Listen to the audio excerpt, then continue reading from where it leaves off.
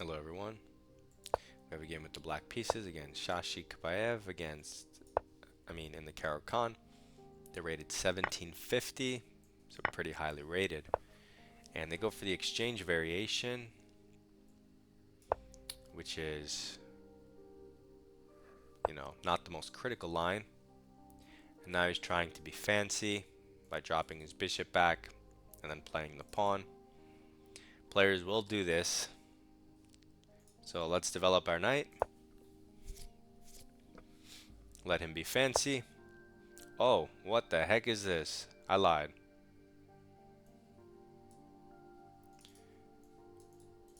What? I have no idea what's happening, so I'm just gonna do my normal thing and keep developing my pieces and affecting the center.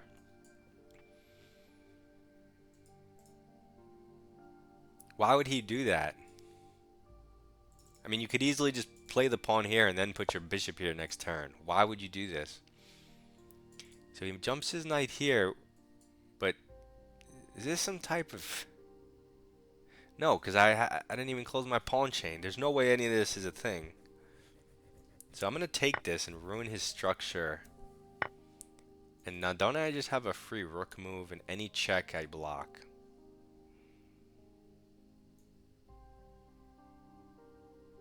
I don't know what's happening. And there's checkmate. This is checkmate. So he has to check, but now his queen and checkmate are hanging. So he has to go back home? And then what the heck did he just do to his position? Oh, okay. It's not checkmate because my bishop had to retreat, but come on, guy.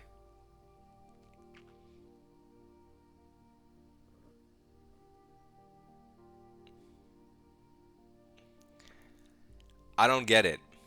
How could a 1750 possibly play like this? Let's take a free rook. And because of this bishop, my king always feels safe.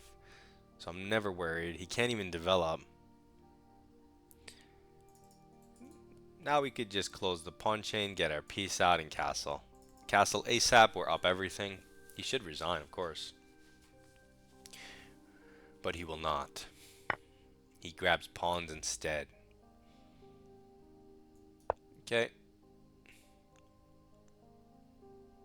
We're just developing new pieces. Yes, there's free stuff, but come on, guys.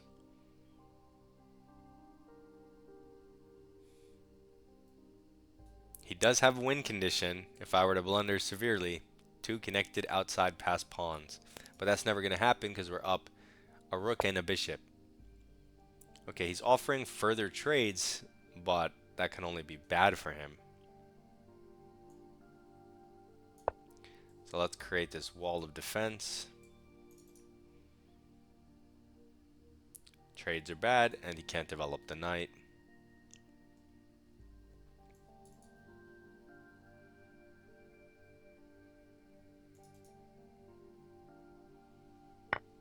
He takes, so that when we take, he can give this check. And when I go back, he can give this check. And when I block with the knight, he can't give any check. So let's just do that. Of course, you could have just blocked with the knight to begin with, but let's make him sweat a little. Oh, I see. He goes for the closer check, so if you block with the knight... That's funny. Okay, so in this case, we could just move our king. I guess you could just move it up.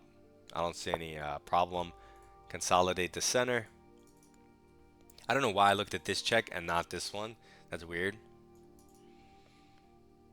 I guess that's just my subconscious going for the fancier move, always. Now none of these checks matter, of course. I can't draw an arrow. Matter, of course. Just lift the queen. Bishop blocks diagonals. So now, I don't know what that move is, but I don't really care either. Let's just go up, bully his queen, and get our rook in the game. He goes back. Let's get our rook in the game. for free. He goes here. He's now attacking our rook. But now the knight's hanging. The rook's hanging. Checkmating patterns are hanging. The game is over. My king is entirely safe.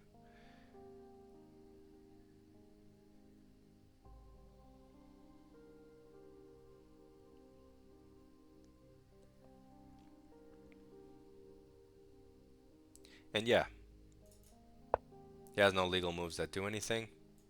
We could just take a free knight. Take off the rooks. Okay. What is this? Come on. I guess you'll just improve our knight for us.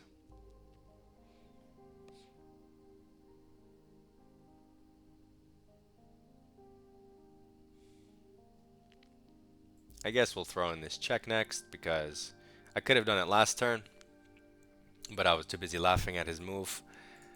But yeah. Just resign. Like when you get your move, I have to do it and then you don't even have the follow-up. It's like, then what was the point and why are you still playing? This isn't like a 3-minute or a 1-minute game where you're going to beat me on the clock or something. I could throw in the check, but I'm just going to take the free stuff and see what he does. So he moves his queen. Let's give that check. Just see what he does. King up. So without any calculation, I'm going queen in. Without any calculation, I'm just giving checks and getting closer. Because this is what happens. That was a ridiculous game.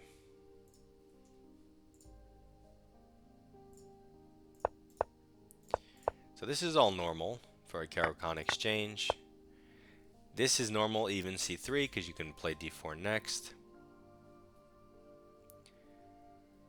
Yeah, we have a 95% game because this guy, you know, just blundered right away. And so normally you just play d4 and then you put the bishop right behind it and then you could put your queen here and that's normal. But this guy goes here, and even this is an idea in certain openings, but only because you retreated voluntarily to c2 and then play d4. Super weird stuff. So we just bring a piece towards the center. And then he does this, and the computer says it's already minus 1.6, which is a lot. But I just develop and center, stable advantage. And now it's back to just being, you know, minus 1.5, really terrible for white. Free stuff because this is obviously positionally an asset for us. His doubled isolated pawns. And then we get to develop for free. Force move for free. -2. Then he just hangs a bishop -7. So there's really nothing to look at in this game. This guy tried to be way too fancy. So even at a 1750 level, they still try to be fancy on the most simple of opening moves, right? Now, I know the computer keeps talking about the center, specifically because he put a piece here. I never really like putting this second one here when I don't have a c-pawn, because my d-pawn ends up being very weak. It's a lot more dynamic, but I'm not that good at dynamic play if I'm assessing myself. Or I seem to find the best moves easier. Actually, that's not true either. I don't really know. I'm equally terrible in close and open. So we just, what was I saying? Oh yeah, they want me to push in the center. So for example, if I go here, and he drops back, what do they want from me? Push out, I mean, naturally I do this. If he goes in, then you can push, probably.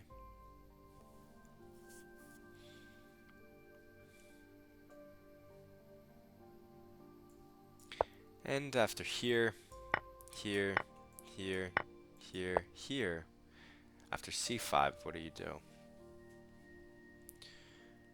And this is why these dynamic positions are much harder to play, because they always, if they're playing correctly from the white side or from your opponent's side, they try to break down your overextended center, and you have to really play accurately to maintain your advantages in all these positions, or you just end up losing your pawns.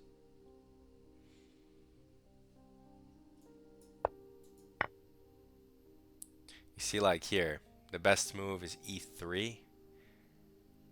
It's just, you know, this stuff doesn't come so, it's not so obvious in a 10-minute game. You don't really have time to deep think these things through.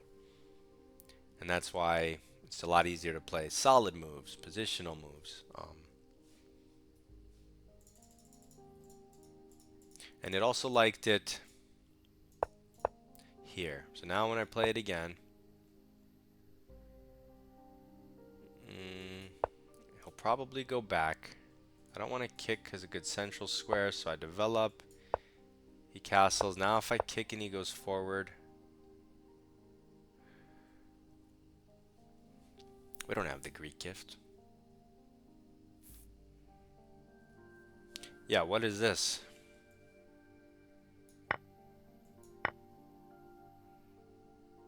Queen c7 check, only move for advantage. Oh, okay. I was like, yeah, so you get the piece back and you win the pawn. So it's basically to win a pawn. I was like, I knew there was no Greek gift because he can just take your knight if you hop it here. Okay, more dynamic play. For humans, it's just easier to play. Solid. So, hopefully this shows you different alternatives, different things to think about, how chess works. Good luck in your chess, and goodbye.